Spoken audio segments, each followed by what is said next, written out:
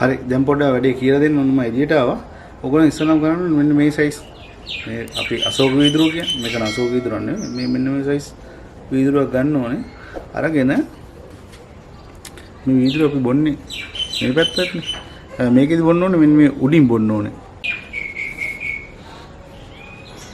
මේක තියෙනවා මේ පැත්තෙන් බොන්න ඕනේ හොඳට පාත් වෙන. පුළුවන් තරම් පාත් වෙලා තමයි බොන්න ඕනේ. මම ඔයාලට පෙන්නන්නම් මේ විදිහට මෙන්න මෙහෙම ගන්න විදිය.